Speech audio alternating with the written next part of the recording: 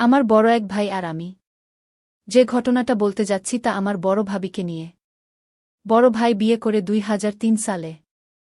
আর ভাইয়া বিয়ে করে আমার ভাবির পরিবারের সবাই মিরপুরেতেই থাকে। আর বিয়ে দেয়া হয় একই জেলাতে, মানে ঢাকাতে। আমি যখন ভাবির প্রতি দুর্বলতা অনুভব করি তখন তার বয়স ২৩ বছর। বিয়ের পর ভাবির হঠাৎ করে বেড়ে যায়। আর বেড়ে যাওয়ার কারণে ভাবিকে আগের চেয়ে আরও বেশি সুন্দর লাগত। ভাবি দেখতে যেমন সুন্দরী ছিল তেমনি তার গঠনটাও। ভাবির যে অংশটা আমার সবচেয়ে ভালো লাগত তা হল তার দুটি, তবে তখন এসব নিয়ে কখনো ভাবিনি। তবে ভাবির যখন একটা ছেলের জন্ম হয় তখন আমি লুকিয়ে লুকিয়ে ভাবিকে দেখতাম যখন সে তার বাচ্চাকে খাওয়াত। আমার খুব লোভ লাগত। ভাবতাম, ইস, আমিও যদি খেতে পারতাম। কিন্তু আমার স্বপ্নটা স্বপ্নেই রয়ে যায়। তবে আমি হাল ছাড়িনি, সুযোগের অপেক্ষায় ছিলাম, আর একদিন সেই সুযোগটা এসে গেল। দিনটি ছিল ২০০৪ সালের এপ্রিল মাসের ২১ তারিখ। হঠাৎ করে ভাবি বল যে ভাবির নাকি খুব শরীর খারাপ, বুকে নাকি অনেক ব্যথা করছিল। দেরি না করে তাড়াতাড়ি আমি ডাক্তার সাথে করে নিয়ে যাই।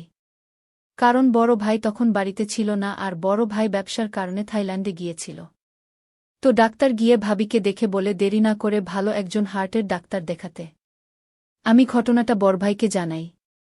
বড়ভাই আমাকে বলল যে ভালো কোনো হসপিটালে নিয়ে যেতে। আমি তখন একটা প্রাইভেট কার করে মিরপুর থেকে ভাবিকে নিয়ে সোহরাওয়ার্দী হসপিটালের উদ্দেশ্যে রওনা হই। হসপিটালে পৌঁছাতে পৌঁছাতে আমাদের প্রায় কয়েক ঘণ্টা লেগে যায়। আমি ভাবিকে নিয়ে আমার পরিচিত একজন হার্টের ডাক্তার দেখায়। ডাক্তার ভাবিকে দেখে কিছু টেস্ট দিল আর আমাকে কিছু ওষুধ নিয়ে আসতে বলল। আমি ভাবিকে টেস্টগুলো করিয়ে ওষুধ নিয়ে আসি। ডাক্তার ভাবিকে একটা স্যালাইন দিল, যা শেষ হতে প্রায় রাত ৮টা বেজে যায়। স্যালাইন শেষে ভাবিকে কিছুটা ভালো মনে হল। ডাক্তার ভাবিকে দেখে আরও কিছু ওষুধের নাম লিখে দেয়। আর একটা ব্যথা কমানোর মলম নিয়ে আসতে বলে। আর মলম দিয়ে বলে রাতে ভালো করে মালিশ করতে ব্যথা কমে যাবে। আর বলল পরদিন আবার নিয়ে যেতে টেস্ট রিপোর্টগুলো দেখে ফাইনাল প্রেসক্রিপশন দেবে। ডাক্তারের কথা শুনে আমি তো মনে মনে খুশি। কারণ আজ হয়তো সেই দিন যে দিনের অপেক্ষা আমি অনেক আগে থেকে করছি। আমি ভাবিকে আমার মনের কথা বুঝতে না দিয়ে জিজ্ঞেস করলাম, ভাবি এখন কি হবে, রাতে কথায় থাকব আমি? ভাবি অনেকভাবে বলল, এক কাজ করো, তুমি যেহেতু থাকতেই হবে, চলো কোনো হোটেলে গিয়ে উঠি, এই রাতটাই তো মাত্র, কোনো রকম কাটাতে পারলেই চলবে। আমার তো ভাবির কথা শুনে আকাশের চাঁদ পাওয়ার মতো অবস্থা। তাহলে বাসাতে আমি জানিয়ে দেই, কি বলো? ভাবি, হ্যাঁ, তাই করো। আমি বাসাতে আর বড়ভাইকে ফোন করে সব জানাই। বড়ভাই থেকে যাওয়ার জন্য বলে। আমি ডাক্তারের দেয়া ওষুধগুলো আর মলমটা নিয়ে বাইরে থেকে খাওয়া দাওয়া সেরে ভালো দেখে একটা হোটেলে উঠি। হোটেলে ওঠার পর আমি ভাবিকে বলি, তুমি আগে ফ্রেশ হয়ে নাও, তারপর আমি তোমার মলম মালিশ করে করে দেব। ভাবি আমার কথা শুনে একটু লজ্জা পেল আর বলল, তোমার মালিশ করতে হবে না, আমি নিজেই মালিশ করতে পারব। এ কথা বলার সময় ভাবির মুখে মুচকি হাসি ছিল। আমি বললাম, তুমি আগে গিয়ে গোসল করে নাও, তারপর দেখা যাবে। ভাবি গোসল করার জন্য বাথরুমে চলে যায়। আমি ভাবতে থাকি কিভাবে শুরু করব। এই সব কথাগুলো ভাবছিলাম, আর তখনই ভাবি গোসল শেষে বাথরুম থেকে বের হল। ভেজা ভাবিকে দারুণ লাগছিল। আমি এক দৃষ্টিতে তার দিকে হাঁ করে তাকিয়েছিলাম। সে আমার অবস্থা দেখে বলল, ভাবি, এভাবে হাঁ করে তাকিয়ে কি দেখতেছ? ভাবি, সত্যি কথা বলতে কি তোমাকে আজ অনেক সুন্দর লাগছে। ভাবি, আজ কেন, আগে বুঝি আমাকে সুন্দর লাগত না? তা না, আজ একটু বেশিই সুন্দর লাগছে তোমাকে। ভাবি, যাও, আর পাকামো করতে হবে না, গোসল করে নেও। ওহ তাই তো, আমি তো ভুলেই গিয়েছিলাম বলে তাড়াহুড়ো করে বাথরুমে ঢুকে গেলাম। গোসল শেষে হাফ প্যান্ট পরে যখন বের হলাম তখন ভাবি আমার দিকে তাকিয়ে মুচকি মুচকি হাসছিল। এখানে হাসার কি আছে? ভাবি, কি, আমি তো হাসিনি। আমি দেখছি। আচ্ছা, তোমার এখন কেমন লাগছে ভাবি? ভাবি, আগের চেয়ে একটু ভালো, তবে বুকের ব্যথাটা এখনও তেমন কমেনি। তুমি ওষুধগুলো খেয়ে শুয়ে পর, আমি তোমার শরীরে মালিশ করে দেব, দেখবে কমে যাবে। ভাবি, বললাম না আমি নিজেই মালিশ করতে পারব, তোমাকে কষ্ট করতে হবে না। বলে ভাবি ওষুধগুলো খেল। তুমি পারবে না। কেউ কি নিজের শরীর মালিশ করতে পারে? অযথা বাড়াবাড়ি না করে সুন্দর করে লক্ষ্মী মেয়ের মতো শুয়ে পড়ো। ভাবি আর কি করবে, আমার বায়নার কাছে হার মেনে শুয়ে পড়ল। আর বলল, অনেক তো মালিশ করার শখ, আজ দেখ কেমন মালিশ করো। আমি বললাম, ও মা, তুমি কাপড় পরে থাকলে মালিশ করব কিভাবে? ভাবি, আমি তোমার সামনে কাপড় খুলতে পারব না। আমি কি তোমার পর নাকি যে আমার সামনে লজ্জা পাচ্ছ? আর আমি তো তোমাকে সব কাপড় খুলতে বলছি না, শুধুমাত্র শাড়িটা। ভাবি, আচ্ছা বাবা, ঠিক আছে, আমি তো এক পলকে তাকিয়ে আছি। তখন আমি মলমটা নিয়ে মালিশ করা শুরু করলাম। ভাবি আমার হাতের পেয়ে চোখ বন্ধ করে ফেলে। আমি আস্তে আস্তে তার চারপাশে মালিশ করতে থাকি। আমি ভাবিকে জিজ্ঞাসা করলাম, ভাবি, এখন কেমন লাগছে তোমার? ভাবি, অনেক ভালো লাগছে। তুমি নিজেই করতে পড়তে এমন মালিশ? ভাবি, কখনো না। তাহলে তখন তো খুব বলছিলে তুমি নিজেই মালিশ করতে পারবে। ভাবি, এমনি বলেছিলাম। সত্যি কথা বলতে কি, তোমাকে বলতে আমার লজ্জা করছিল। এখন লক্ষ্মী মেয়ের মতো চুপ করে শুয়ে থাকো। আমি ভালো করে মালিশ করে দেই, দেখবে তোমার ব্যথা কমে যাবে। ভাবি, ঠিক আছে বলে চুপ করে শুয়ে রইল। দেখলাম ভাবি কিছু বলছে না, সাহস করে বললাম, ভাবি, একটা কথা বলি। ভাবি, বলো। ভাবি কিছু না বলে চুপ করে রইল দেখে আমি আবার বললাম, ভাবি, তোমার খুলে দেই? ভাবি, দেখো, এগুলো ভালো না। তুমি আমার আপন দেবর, আর আমি কিভাবে তোমার সামনে অর্ধ হব? আর আমি তাড়াহুড়োয় ভিতরে কিছু পড়িনি। এখানে তো তুমি আর আমি ছাড়া আর কেউ নেই। আর এখানে খারাপের কি আছে?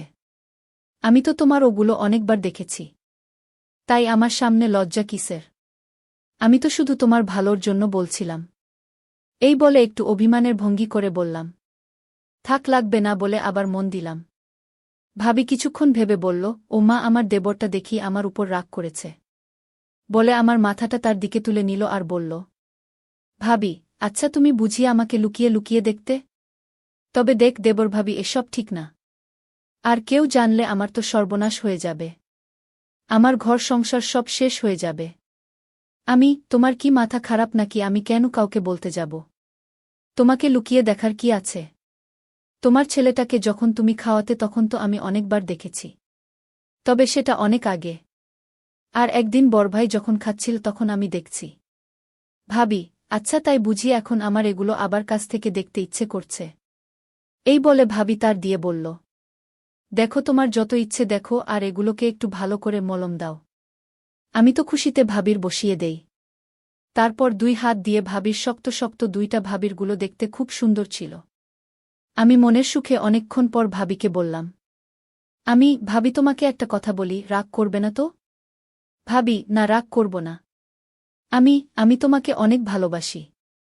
ভাবি, আমিও তোমাকে অনেক অনেক ভালোবাসি। আমি তোমার অনেক ভালোবাসি। ভাবি হতভম্ব হয়ে বলে, আমাকে কি? সত্যি বলছি ভাবি। তোমাকে আমি সব সময় লুকিয়ে লুকিয়ে দেখতাম। ভাবি, কি বলছো তুমি এসব কথা? আর কি কি দেখেছ আমার? বললে তুমি রাগ করবে না তো? ভাবি, না, করব না, বলো। একদিন তোমাকে বড়ভাই কাজটাও আমি দেখছি। আর তখন থেকে আমারও তোমাকে খুব ইচ্ছে করত। ভাবি, না বোঝার ভান করে, কি ইচ্ছে করত তোমার আমার সাথে? বড়ভাই যা করছিল। ভাবি, তোমার কি মাথা খারাপ হয়েছে নাকি? তুমি জানো তুমি এসব কি বলতেছ? তাছাড়া আমরা ভাবি দেবর। তুমি তাহলে কিছুই জানো না। আজকাল সবই সম্ভব। অনেকগুলো ছবি দেখছি যেখানে শুধু দেবর ভাবি, কেন ভাইবোন মাছেলে তো ওইসব কাজ করে। ভাবি, আমি বিশ্বাস করি না। তুমি সব বানিয়ে বলতেছ। কসম ভাবি, আমি কিছুই বানিয়ে বলছি না। সবই সত্যি। প্রথমত আমিও বিশ্বাস করতাম না, কিন্তু যখন দেখলাম তখন বিশ্বাস না করে থাকতে পারিনি।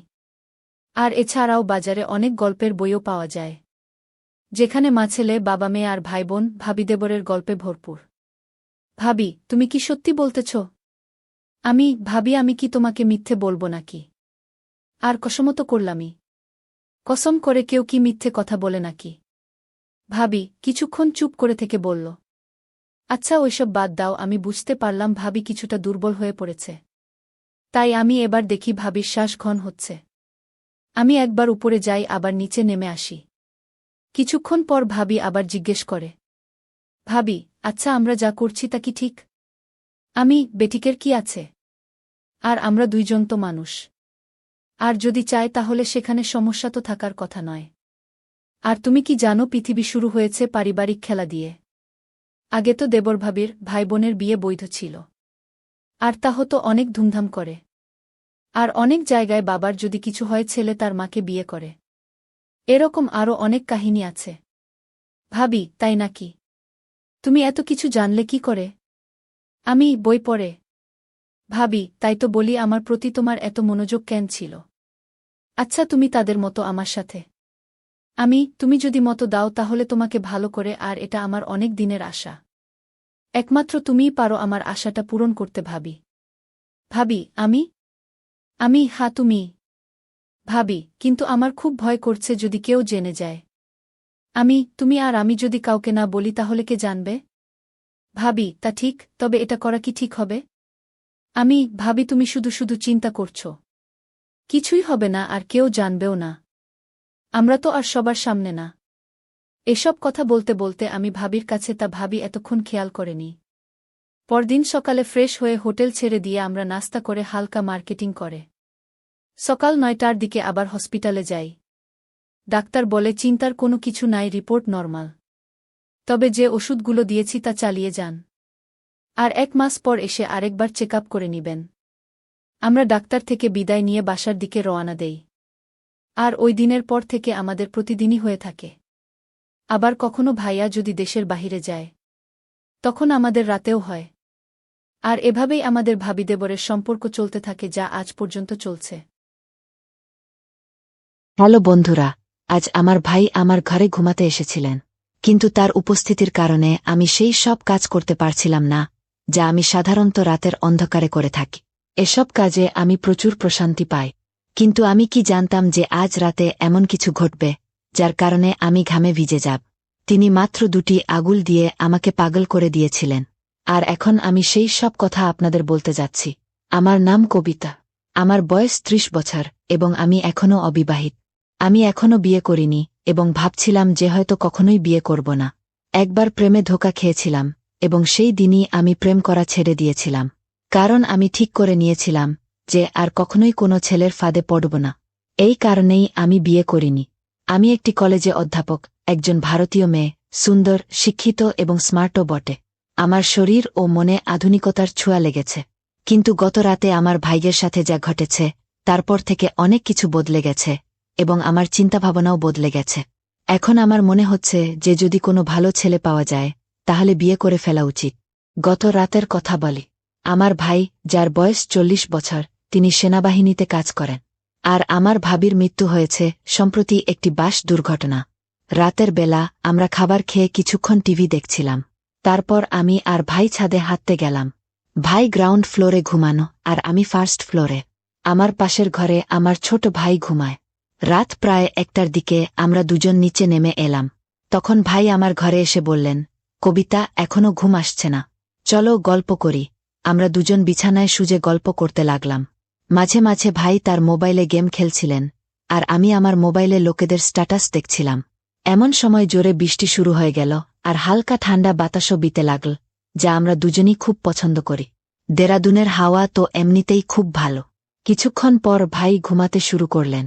আমি বললাম, ভাই, আপনি আপনার ঘরে যান, আপনার ঘুম পাচ্ছে। ভাই নাখোশ হয়ে বললেন, কবিতা, আমাকে বিরক্ত করো না প্লিজ। কথা বলে তিনি চোখ বন্ধ করে 2 মিনিটের মধ্যে গভীর ঘুমে চলে গেলে। আমি উঠে বাথরুমে গিয়ে আমার জামাকাপড় বদলে নিলাম, কারণ আটসাট জামায় আমার ঘুম আসে না। তারপর আমি ফিরে এসে বিছানায় শুয়ে মোবাইলে গল্প পড়তে লাগলাম। এই দিনগুলোতে আমি অনেক ভালো গল্প পড়তে পাচ্ছি। আমার ভাই ঘুমিয়ে পড়েছিলেন, আর আমি সেই সব কাজ করতে পারছিলাম না যা আমি সাধারণত রাতের অন্ধকারে একা ঘুমানোর সময় করে থাকি। কিন্তু আজ ভাইয়ের কারণে আমি বেশি কিছু করতে পারছিলাম না, তাই মোবাইল রেখে ঘুমানোর চেষ্টা করলাম। কিন্তু গল্পের চিন্তা আমার মাথায় ঘুরপাক খাচ্ছিল, আর ঘুম আমার থেকে দূরে সরে যাচ্ছিল। রাত গভীর হতে লাগলে আর আমার মনে এক অদ্ভুত অস্থিরতা বাসা বাঁধতে লাগ। ঘুম তো ছিলি না, আর মাথায় সেই গল্পই চলছিল যা আমি ঘুমানোর আগে পড়েছিলাম। সেই গল্পটি আমার ভেতরে এক অদ্ভুত আলোড়ন তুলে দিয়েছিল, আর আমি নিজেকে শান্ত করতে পারছিলাম না। ভাই পাশেই ঘুমাচ্ছিলেন, আর তার নাক ডাকার শব্দ আমাকে আরও বেশি বিভ্রান্ত করে তুলছিল। যদি তিনি সেখানে না থাকতেন তাহলে হয়তো আমি নিজেকে সেই গল্পের অংশ বানিয়ে নিতাম, আর সেই সব কাজ করতাম যা আমাকে রাতের অন্ধকারে একা করতে ভালো লাগে। কিন্তু আজকের রাতটা ছিল একটু আলাদা। আমি আমার নিজের চিন্তায় ডুবে গিয়েছিলাম। এমন সময় হঠাৎ ভাই পাশ ফিরলেন আর সোজা হয়ে বসলেন। আমার চোখ অজান্তেই সেই দিকে চলে গেল, আর আমি যা দেখলাম তাতে আমার পা তলায় মাটি সরে গেল। ভাই খুব পাতলা ধুতি পরেছিলেন, আর তার কারণে এমন কিছু দেখা যাচ্ছিল যে দেখে আমার লজ্জা করে গেল। আমার অবস্থা আরও জটিল হয়ে গেল। লজ্জা তো দূরের কথা, আমি আমার চোখ তার দিক থেকে সরাতেই পারছিলাম না। মনে এক অদ্ভুত অস্থিরতা চলছিল। একদিকে আমি নিজেকে নিয়ন্ত্রণে রাখার চেষ্টা করছিলাম, আর অন্যদিকে আমার ভেতরের অস্থিরতা বেড়েই চলছিল। সত্যি বলতে কি, এখন আর আমি সহ্য করতে পারছিলাম না।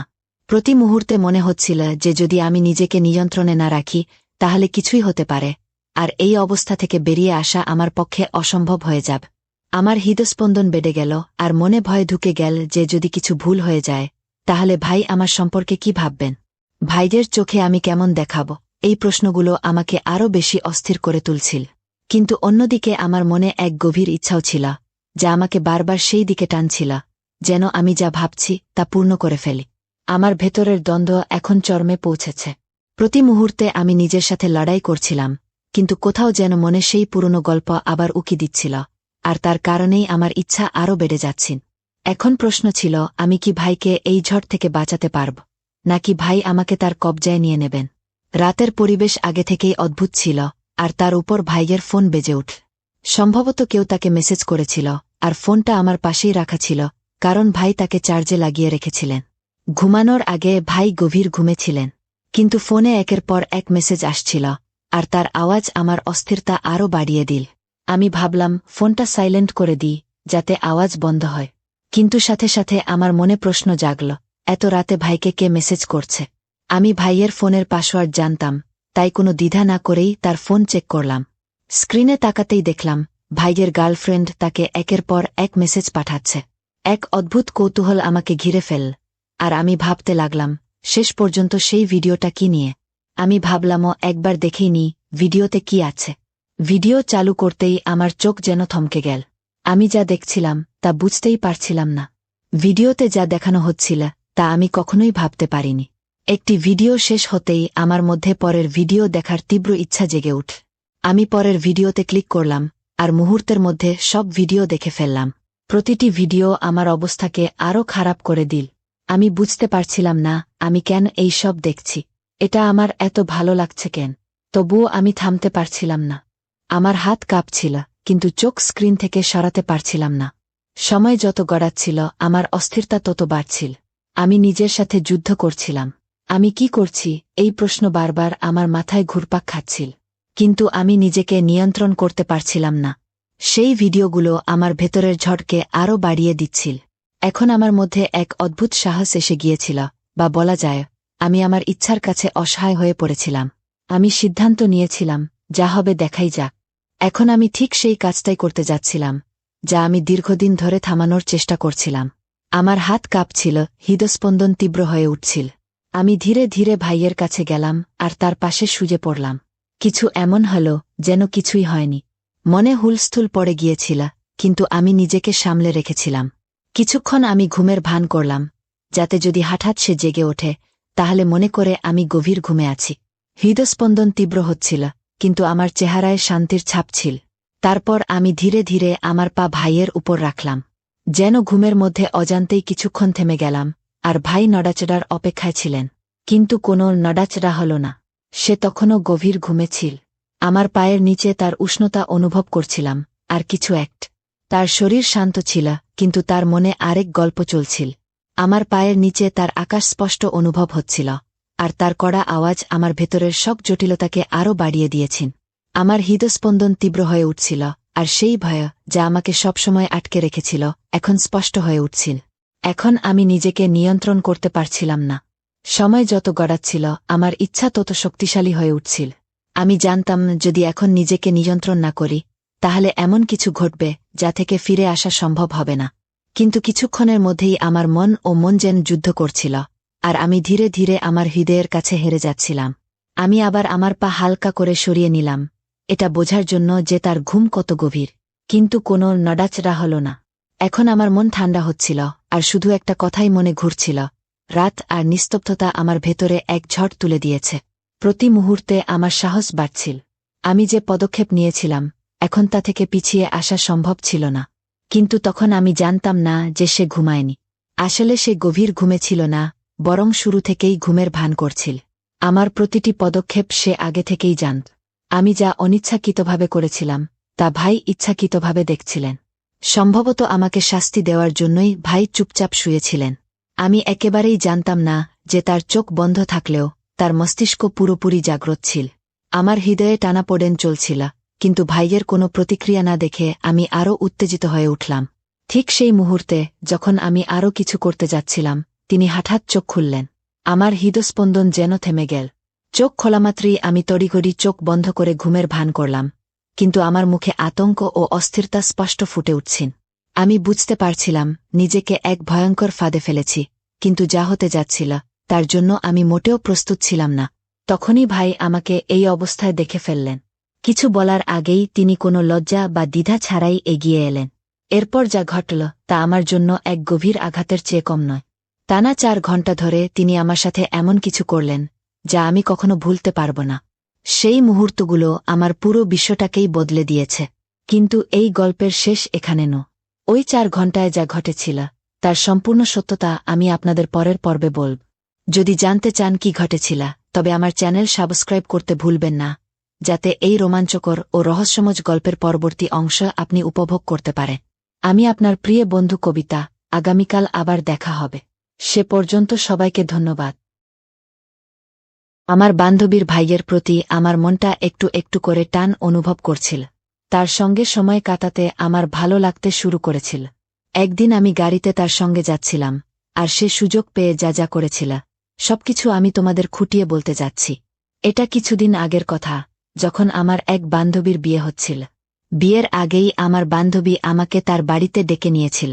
আমি যখন তার বাড়ি পৌঁছলাম, তখন প্রথমবার তার ভাইকে দেখলাম। বিশ্বাসই হচ্ছিল না যে সে আমার বান্ধবীর ভাই, কারণ সে দেখতে অনেক স্মার্ট আর আকর্ষণীয় ছিল। প্রথম দেখাতেই মনে মনে ভাবতে শুরু করলাম, যদি সে আমার সঙ্গে কথা বলত। কিন্তু আমি জানতাম না যে বিয়ের মধ্যে আমার সঙ্গে এমন কিছু ঘটবে। যখন সবাই নিজেদের কাজে ব্যস্ত হয়ে গেল, তখন আমার বান্ধবীর ভাই আমাকে একটা ইশারা করল। আমার নাম পূর্ণিমা, বয়স 40। আমি পটনার মেয়ে। আমার গায়ের রং ফর্সা, আর লোকে বলে আমি দেখতে খুব সুন্দর। আমার পাড়ার ছেলেরা আমার সঙ্গে কথা বলতে চাইত, কিন্তু আমি তাদের কখনো পাত্তা দিতাম না। 3 মাস আগে আমার স্বামীর সঙ্গে আমার ডিভোর্স হয়ে গেছে। এখনও আমার কোনো সন্তান নেই, কারণ বিয়ের পর থেকেই আমার স্বামীর সঙ্গে আমার সম্পর্ক ভালো ছিল না। তাই তার সঙ্গে কখনো সুখ পাইনি। ডিভোর্সের পরেও আমার থাকতে বা খেতে কোনো অসুবিধা হয়নি, কারণ আমি নিজের রোজগারে নিজের খরচ চালিয়ে নিতে পারি। ডিভোর্সের পর আমি একটা আলাদা বাড়ি নিয়ে একা থাকতে শুরু করেছিলাম। একদিন আমার কলেজের সবচেয়ে কাছের বান্ধবী মনীষার ফোন এল। অনেক দিন পর তার ফোন এসেছিল। সে আমাকে বলল যে তার বিয়ে ঠিক হয়ে গেছে। আমি তাকে অভিনন্দন জানালাম। সে আমাকে বলল বিয়ের কিছুদিন আগে আমাকে তার বাড়িতে যেতে হবে, কারণ আমি তার সবচেয়ে ভালো বান্ধবী। তাই সে আমাকে আগে থেকেই ডাকছে। আমি হ্যাঁ বলে দিলাম। তারপর থেকে সে আমাকে প্রতিদিন ফোন করতে লাগল আর জিজ্ঞেস করতে লাগল আমার যাওয়ার প্ল্যান কি। আমি প্রতিবার বলতাম আমি 1 সপ্তাহ আগে চলে আসব। একদিন আবার তার ফোন এল। সে বলল এখন আর মাত্র 1 সপ্তাহ বাকি। প্রথমে আমি ভাবছিলাম এত তাড়াতাড়ি কারও বাড়ি যাওয়া ঠিক হবে না, তাই তাকে প্রতিদিন নানা অজুহাতে টালছিলাম। কিন্তু সে যখন প্রতিদিন ফোন করতে শুরু করল, তখন আর তার কথা এড়াতে পারলাম না। শেষে তাকে বললাম ঠিক আছে, আমি আজ সন্ধ্যার মধ্যে রওনা দিচ্ছি। তার আগে আমি আমার সব জিনিসপত্র গুছিয়ে নিলাম আর সন্ধ্যায় তার বাড়ির উদ্দেশ্যে বাস ধরলাম। পরের দিন সকালে আমি তার বাড়ি পৌঁছে গেলাম। বাসস্ট্যান্ডে সে নিজে আমাকে নিতে এসেছিল। বাড়ি পৌঁছতেই সে আমাকে সবার সঙ্গে পরিচয় করিয়ে দিল। তারপর আমার সব জিনিস একটা ঘরে রাখা হল। সে বলল এটা তোমার ঘর, এখানে তোমার জিনিসপত্র গুছিয়ে নাও। এখানে কেউ তোমাকে ডিস্টার্ব করবে না। আমি ঘরে গিয়ে বিছানায় জিনিসপত্র ছড়িয়ে দিলাম আর একটু ঘুমিয়ে নিলাম, কারণ রাতভর বাসে যাওয়ার জন্য আমি খুব ক্লান্ত হয়ে পড়েছিলাম। যখন ঘুম ভাঙল, তখন সন্ধ্যা হয়ে গেছে। আমি তৈরি হয়ে নিচে নেমে এলাম। নিচে পৌঁছতেই মনীষা আমাকে তার কাছে ডাকল। সে আমাকে তার বিয়ের জামাকাপড় দেখাতে লাগল। সামনে মনীষার ভাই বসেছিল। আমি তখনও জানতাম না যে সে মনীষার ভাই। তার আমাকে দেখার ভঙ্গিটা একটু অদ্ভুত লাগছিল। সে অনেকক্ষণ ধরে আমার সামনেই বসেছিল। আমি তাকে এড়িয়ে যাওয়ার চেষ্টা করলাম, কিন্তু সে বারবার আমার চোখের সামনে এসে পড়ছিল। আমি যখন মনীষার পাশে বসেছিলাম, তখন আমাদের স্কুলের কিছু বন্ধু এসে পড়ল। আমরা অনেক গল্প করলাম। গল্প করতে করতে সবাই নিজেদের স্বামীদের কথা বলতে শুরু করল, কিন্তু আমি চুপচাপ বসে রইলাম। আমার স্বামী ভালো মানুষ ছিল না, তাই আমার তার সঙ্গে তাড়াতাড়ি ডিভোর্স হয়ে গেছে। কিছুক্ষণ পর মনীষার ভাই সেখান থেকে চলে গেল। তখন আমি মনীষার কাছে তার সম্পর্কে জিজ্ঞেস করলাম। সে বলল, সে তার ভাই, নাম মানব। তার ভাই আগে চাকরি করত, কিন্তু এখন বাড়িতেই থাকে। এভাবে সন্ধ্যায় খাওয়া হল, আর রাতে সবাই নিজেদের ঘরে ঘুমোতে চলে গেল। আমি বিছানায় শুয়ে পড়লাম, কিন্তু ঘুম আসছিল না। আমার মাথায় শুধু মানবের কথা ঘুরছিল। আমি মনীষাকে ফোন করে আমার ঘরে ডাকলাম। আমরা দুজনে গল্প শুরু করলাম। গল্প করতে করতেই মনীষার ভাই মানব মনীষাকে খুঁজতে আমার ঘরে এসে পড়ল। মনীষার ভাইকে দেখে আমার কেন যেন বেশ অস্বস্তি হচ্ছিল। সে কিছুক্ষণ আমাদের সঙ্গে বসে গল্প করল। আস্তে আস্তে সে আমাদের কথায় মিশে গেল। তার উপস্থিতিতে আমার মনে একটা অদ্ভুত অনুভূতি হচ্ছিল, যেটা আগে কখনো অনুভব করিনি। সে বড় সহজভাবে আর ভদ্রভাবে কথা বলছিল, কিন্তু আমার অস্থিরতা বাড়ছিল। মানবের ব্যক্তিত্ব এতটাই প্রভাবশালী ছিল যে তার কথাগুলো মনে গভীর ছাপ ফেলে যাচ্ছিল। তার চোখে একটা অদ্ভুত নিষ্পাপ ভাব আর অভিজ্ঞতার মিশেল ছিল। আমি মনীষার দিকে তাকালাম, কিন্তু সে নিজের গল্পে মগ্ন ছিল। আমি বুঝতে পারছিলাম না এই পরিস্থিতি কিভাবে সামলাব। কিছুক্ষণ পর মানব উঠে চলে গেল, কিন্তু তার চলে যাওয়ার পরেও আমার মন অস্থির ছিল। আমি ভাবতে থাকলাম, তার উপস্থিতি আমাকে এতটা কেন বিচলিত করল। এটা কি আমার অতীতের কোনো অসমাপ্ত অংশের সঙ্গে জড়িত, নাকি অন্য কিছু? সেই রাতে আমি অনেকক্ষণ জেগে থাকলাম, তার কথা আর তার চোখে লুকানো ভাবগুলো নিয়ে ভাবতে থাকলাম। এই অনুভূতিগুলো আমাকে ভেতর থেকে নাড়িয়ে দিচ্ছিল। সে রাতে বড় কষ্টে ঘুমোলাম। সকালে মনীষা আমাকে ডেকে তুলল, বলল নাশতা তৈরি। আমি অনিচ্ছা সত্ত্বেও তৈরি হয়ে নিচে গেলাম। মানব তখনই সেখানে ছিল। আমাকে দেখে সে হালকা হাসল, আর তার এই সাধারণ ইশারায় আমি আরও অস্বস্তিতে পড়লাম। নাশতা করলাম, কিন্তু মনে অনেক প্রশ্ন ঘুরছিল। সেদিন মনীষা আমাকে বাজারে যাওয়ার জন্য বলল। আমরা দুজনে বাজারে গেলাম, অনেক কেনাকাটা করলাম, কিন্তু আমার মন বারবার মানবের দিকে টানছিল। এটা কি ঠিক?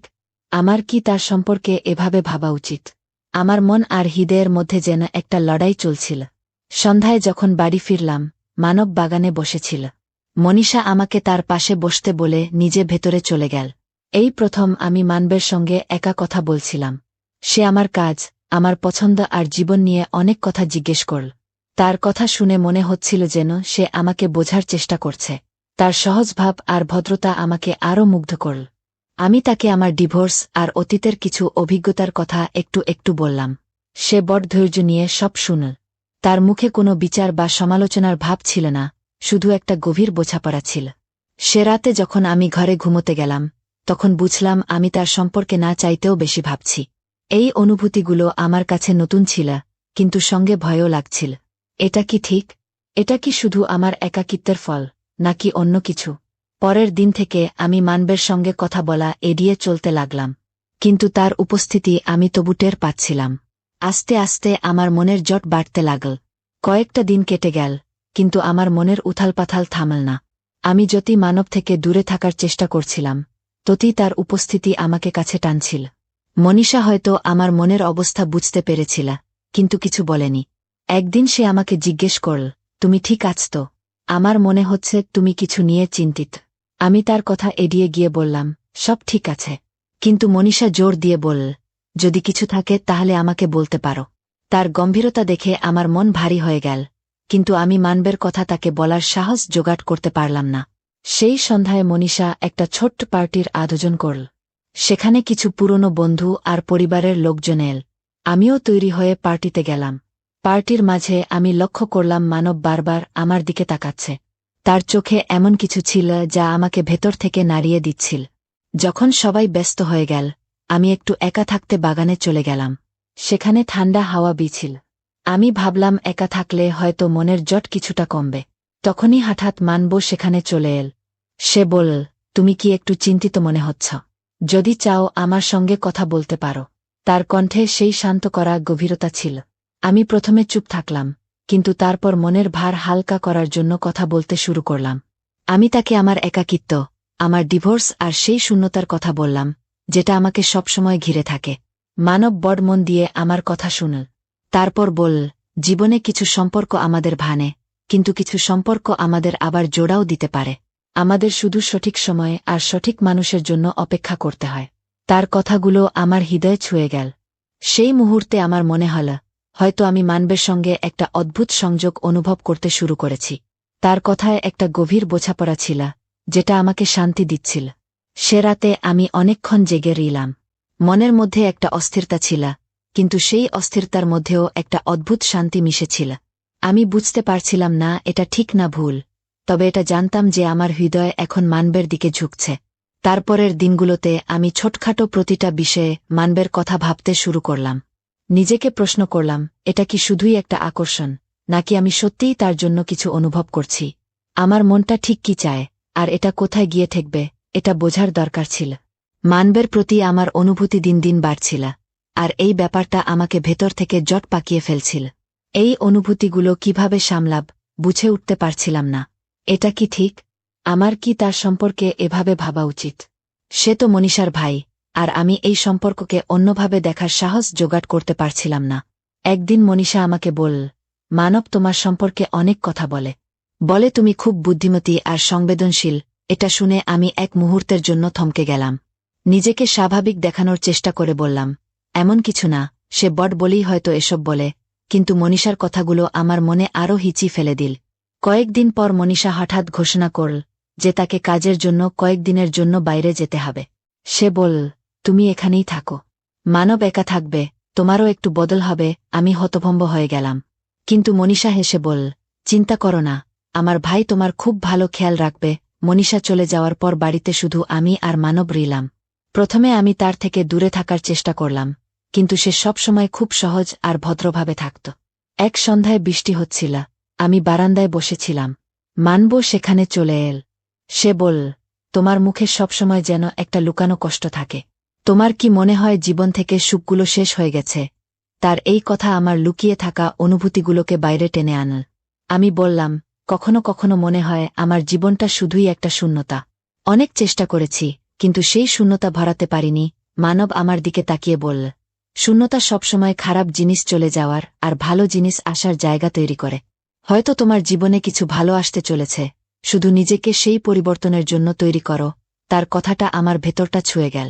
প্রথমবার মনে হল মানবের সঙ্গে কথা বলা আমাকে একটা স্বস্তি দেয়, এমন শান্তি যেটা আমি অনেকদিন ধরে অনুভব করিনি। সে রাতে আমি অনেকক্ষণ জেগে ভাবলাম, আমি কি তার সঙ্গে আমার মনের কথা বলতে পারি?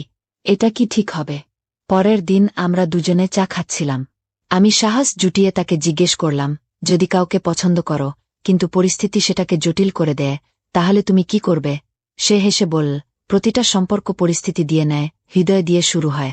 যদি সেই সম্পর্ক সত্যি হয়, তাহলে পরিস্থিতি নিজেই সঠিক পথ দেখিয়ে দেবে। তার এই কথা আমার মনের সব প্রশ্নের উত্তর দিয়ে দিল।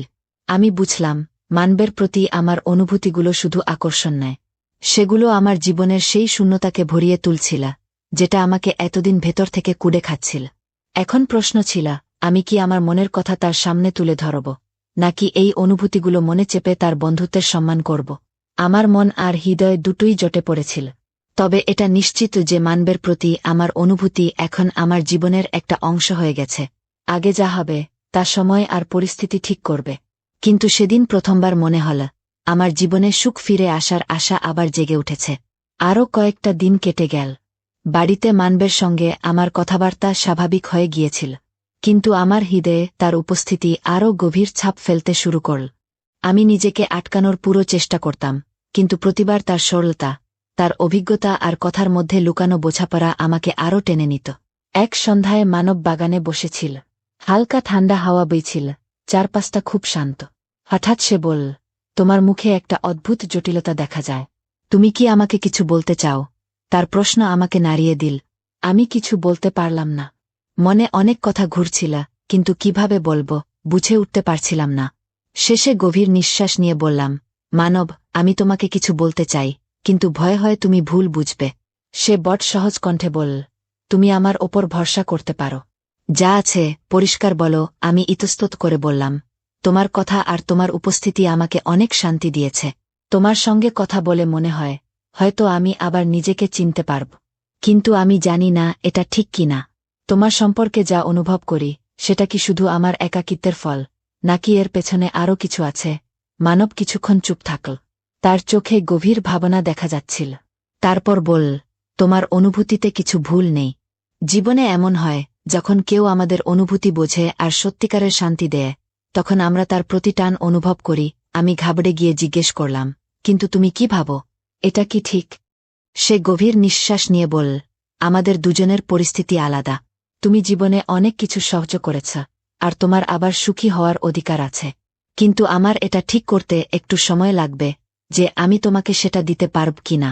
কারণ এই সম্পর্ক শুধু অনুভূতির নয়, দায়িত্বেরও। তার কথায় আমি একদিকে স্বস্তি পেলাম, আবার একটু ভয়ও হল। আমি বুঝতে পারছিলাম সে আমার অনুভূতি বোঝে, কিন্তু মনীষার নামটা আমাদের মাঝে একটা অদৃশ্য দেয়ালের মতো দাঁড়িয়েছিল। আমি চাইনি মনীষার সঙ্গে আমার সম্পর্ক নষ্ট হয়। পরের কয়েকদিন আমরা দুজনে স্বাভাবিক থাকার চেষ্টা করলাম, কিন্তু আমাদের মধ্যে এই অব্যক্ত কথাটা দুজনকেই প্রভাবিত করছিল। আমি তার সঙ্গে কথা বলতে চাইতাম, কিন্তু প্রতিবার এই ভেবে থেমে যেতাম যে মনীষার কষ্ট হবে না তো। কিছুদিন পর মনীষা ফিরে এল। সে আগের মতোই খুশি আর উৎসাহী ছিল। কিন্তু একদিন সে আমাকে জিজ্ঞেস করল, তুমি আর মানব অনেক সময় একসঙ্গে কাটাচ্ছ, সব ঠিক আছে তো? আমার বুকটা ধারাস করে উঠল। আমি তাড়াতাড়ি বললাম, হ্যাঁ, সব ঠিক আছে। সে বড় বলে হয়তো তার কথা আমাকে বুঝতে সাহায্য করে। মনীষা কিছুক্ষণ আমার দিকে তাকিয়ে রিল, তারপর হেসে বলল, মানব এমনই। সে সবাইকে বোঝার চেষ্টা করে। তার কথায় আমি স্বস্তি পেলাম, কিন্তু মনে একটা ভয়ে বসে গেল। যদি আমার অনুভূতির কথা তার কাছে পৌঁছে যায়, তাহলে কি হবে? মানব আর আমি তখনও একে অপরের প্রতি আকৃষ্ট ছিলাম, কিন্তু আমরা একমত হলাম যে আমাদের সময় দিতে হবে। আমি তাকে বললাম, আমি জানি না সামনে কি হবে, কিন্তু এটা জানি, তোমার উপস্থিতি আমার জীবনের একটা গুরুত্বপূর্ণ অংশ হয়ে গেছে।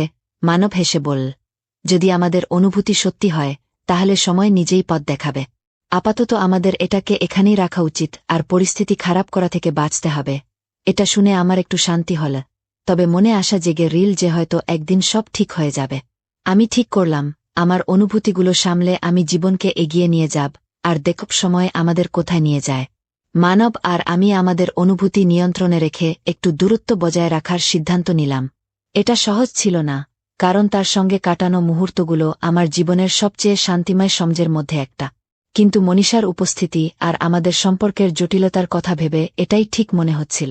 কয়েকদিন পর মনীষা আবার আমাকে জিজ্ঞেস করল, তুমি খুব অন্যমনস্ক লাগছে, সব ঠিক আছে তো?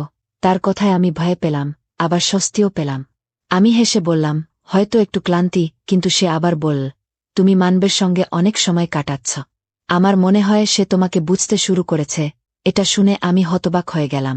মনীষার মুখে কোনো রাগ বা সন্দেহ ছিল না, বরং একটা অদ্ভুত বোঝাপড়া ছড়ে পড়ছিল। আমি বুঝলাম সে হয়তো কিছুটা আঁচ করছে, কিন্তু সরাসরি কিছু বলেনি।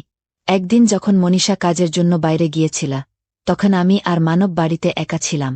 সে আমাকে বলল, মনীষা কয়েকদিন আগে আমাকে জিজ্ঞেস করেছিল, তুমি খুশি আছ কিনা? হয়তো সে কিছু আঁচ করছে। আমাদের এখন খুব সাবধানে পা ফেলতে হবে। আমি বললাম, আমার ভয় হয় মনীষা যদি আমাদের সম্পর্কের জন্য আঘাত পায়। যদি তার মনে হয় আমরা তার ভরসা ভেঙেছি, তাহলে সে আমাদের কখনো ক্ষমা করবে না। মানব গম্ভীরভাবে বলল, তুমি ঠিক বলছ। আমিও চাই না মনীষা কোনোভাবে কষ্ট পাক। কিন্তু আমাদের এটাও বুঝতে হবে যে আমাদের নিজেদের জীবনেরও একটা মূল্য আছে। আমাদের এটা নিয়ে খোলাখুলি কথা বলতে হবে, তবে সঠিক সময়ে। কয়েক সপ্তাহ পর মনীষা আমাকে আর মানবকে একসঙ্গে বসে কথা বলতে দেখল। সেদিন তার চোখে প্রশ্ন ছিল। সে সরাসরি আমাকে জিজ্ঞেস করল, তুমি কি মানবের জন্য কিছু অনুভব করো? আমি পুরোপুরি হতবাক হয়ে গেলাম। আমার চোখ ভিজে এল, কিন্তু কিছু বলতে পারলাম না। মানব তখন মনীষাকে শান্ত করে বলল, তোমার বন্ধু আমার কাছে খুব বিশেষ। আমাদের মধ্যে একটা সংযোগ আছে, যেটা কথায় বোঝানো কঠিন। তবে আমি এটাও বুঝি যে এই পরিস্থিতি তোমার কাছে অদ্ভুত লাগতে পারে। মনীষা কিছুক্ষণ চুপ করে রিল, তারপর আমাকে বলল, তুমি আমার কাছ থেকে এটা লুকিয়েছ কেন? ভেবেছিলে আমি বুঝব না? আমি তার দিকে তাকিয়ে বললাম, আমি তোমাকে হারাতে ভয়ে পেয়েছিলাম। তোমার বন্ধুত্ব আমার কাছে সবচেয়ে গুরুত্বপূর্ণ। আমি চাইনি তুমি ভুল বোঝো। মনীষা গভীর নিঃশ্বাস নিয়ে বলল, এটা একটু অদ্ভুত বটে, তবে যদি তুমি আর মানব একে অপরের সঙ্গে খুশি থাকো, তাহলে আমার কোনো আপত্তি নেই। আমি শুধু চাই তুমি দুজনে সৎ থাকো, সেদিনের পর থেকে জিনিসপত্র আস্তে আস্তে বদলাতে শুরু করল। মনীষা আমাদের সম্পর্ক মেনে নিল, যদিও তাকে এটা বুঝতে একটু সময় লাগল। আমি আর মানব আমাদের সম্পর্ককে আরও স্পষ্টতা আর বোঝাপড়া দিয়ে এগিয়ে নেওয়ার সিদ্ধান্ত নিলাম। এখন আমাদের সম্পর্ক শুধু অনুভূতির নয়, বরং পরিপক্কতা আর পারিবারিক সম্মানের প্রতীক হয়ে উঠেছিল। আমি নিজেকে শিখিয়েছিলাম যে ভালোবাসা যে কোনো রূপে আসতে পারে, আর যদি সেটা সত্যি হয় তাহলে তাকে গ্রহণ করতে কোনো দ্বিধা করা উচিত নয়। আগামী দিনগুলোতে আমাদের সম্পর্ক একটা নতুন দিকে মোড় নিল। আমরা দুজনে নিজেদের দায়িত্ব পালন করতে করতে আমাদের সম্পর্ককে একটা সম্মানজনক জায়গায় নিয়ে গেলাম। মনীষাও আমাদের সঙ্গে ছিল, আর তার সাহায্য আমাদের জীবনকে আরও সুন্দর করে তুলল। মনীষার বোঝাপড়া আর সমর্থনের পর আমাদের সম্পর্ক আস্তে আস্তে একটা স্থিতিশীল আর সুখের দিকে এগোতে লাগল। শুরুতে মনীষার এই নতুন পরিবর্তনের সঙ্গে তাল মেলাতে একটু সময় লেগেছিল, কিন্তু সে প্রতিটা পদক্ষেপে আমার আর মানবের পাশে থেকেছে। মনীষার মেনে নেওয়ার পর সবচেয়ে বড় চ্যালেঞ্জ ছিল পরিবার আর সমাজকে এই সম্পর্কের কথা জানানো। আমি আর মানব ঠিক করলাম, আমরা এই সম্পর্ককে ধীরে ধীরে সবার সামনে আনব। প্রথমে আমি আমার পরিবারকে বললাম। আমার মা শুরুতে একটু অবাক হলেন, কিন্তু আমার খুশি আর মানবের প্রতি আমার গভীর সম্মান দেখে তিনি এটা মেনে নিলেন। তিনি আমাকে বললেন, তুমি জীবনে অনেক কষ্ট দেখেছ, যদি এই সম্পর্ক তোমাকে সুখ দেয় তাহলে আমাদের কোনো আপত্তি নেই। মানব মনীষার বড় বোন আর অন্য আত্মীয়দের সঙ্গে এটা নিয়ে কথা বল। প্রথমে লোকের কাছে এই সম্পর্কটা অস্বাভাবিক লাগল, কিন্তু মানবের শান্ত আর ভরসাযোগ্য ব্যক্তিত্ব আর আমাদের পারস্পরিক সম্মান দেখে আস্তে আস্তে সবাই এটা বুঝতে আর মেনে নিতে শুরু করল। এখন আমাদের সম্পর্ক শুধু দুজনের মধ্যে সীমাবদ্ধ ছিল না, এর সঙ্গে পরিবার আর সমাজের দৃষ্টিভঙ্গিও জড়িয়ে গিয়েছিল। মানবের সঙ্গে জীবনকে নতুনভাবে বাঁচার অভিজ্ঞতা আমার কাছে অমূল্য ছিল। মানব আমার অনুভূতিগুলো গভীরভাবে বুঝত। সে আমার অতীতের কষ্টকে তার স্নেহ আর অভিজ্ঞতা দিয়ে ভরিয়ে তোলার চেষ্টা করত। আমিও তার একাকিত্বের সঙ্গী হয়ে উঠলাম। আমরা দুজনে একে অপরের অভাব আর ভাঙা অংশগুলো বুঝে পূরণ করার চেষ্টা করলাম। মনীষা এখন আমাদের সম্পর্কের একটা অবিচ্ছেদ্য অংশ হয়ে গিয়েছিল। সে প্রায়ই হেসে বলত, ভাই, এখন আমার বন্ধু তোমার সঙ্গেই বেশি কথা বলে। তার এই সহজতা আর মজা আমাদের সম্পর্ককে আরও মজবুত করে তুলত। কয়েক মাস পর আমরা আমাদের সম্পর্ককে আনুষ্ঠানিক রূপ দেওয়ার সিদ্ধান্ত নিলাম। একটা ছোট পারিবারিক আয়োজনে, যেখানে শুধু আমাদের কাছের মানুষজন ছিল, আমরা আমাদের বিয়ের ঘোষণা করলাম। এটা ছিল একটা সাধারণ কিন্তু আবেগপূর্ণ অনুষ্ঠান। মনীষা আমাকে জড়িয়ে ধরে বলল, এখন তুমি আমার বন্ধু ছাড়াও আমার পরিবার। আমি শুধু চাই তুমি দুজনে সৎ থাকো। সেদিনের পর থেকে জিনিসগুলো আস্তে আস্তে বদলাতে শুরু করল। মনীষা আমাদের সম্পর্ক মেনে নিয়েছিল, যদিও তাকে এটা বুঝতে একটু সময় লেগেছিল। আমি আর মানব আমাদের সম্পর্ককে আরও স্পষ্টতা আর বোঝাপড়া দিয়ে এগিয়ে নেওয়ার সিদ্ধান্ত নিলাম। এখন আমাদের সম্পর্ক শুধু অনুভূতির নয়, বরং পরিপক্কতা আর পারিবারিক সম্মানের প্রতীক হয়ে উঠেছে। আমি নিজেকে শিখিয়েছি যে ভালোবাসা যে কোনো রূপে আসতে পারে, আর যদি সেটা সত্যি হয় তাহলে তাকে গ্রহণ করতে কোনো দ্বিধা করা উচিত নয়। আগামী দিনগুলোতে আমাদের সম্পর্ক একটা নতুন দিকে এগোল। আমরা দুজনে নিজেদের দায়িত্ব পালন করতে করতে আমাদের সম্পর্ককে একটা সম্মানজনক জায়গায় নিয়ে গেলাম। মনীষা আমাদের সঙ্গে ছিল, আর তার সমর্থন আমাদের জীবনকে আরও সুন্দর করে তুলল। এই গল্পটা শুনে আপনাদের কেমন লাগল? আপনারা কি ভাবছেন? দয়া করে আপনাদের মতামত কমেন্ট বক্সে লিখে জানান। যদি গল্পটা আপনাদের ভালো লেগে থাকে তাহলে ভিডিওটি লাইক করতে ভুলবেন না। আমাদের চ্যানেলে সাবস্ক্রাইব করুন আর বেল আইকনটি অন করে রাখুন, যাতে আমাদের নতুন গল্পগুলোর আপডেট আপনারা পেয়ে যান।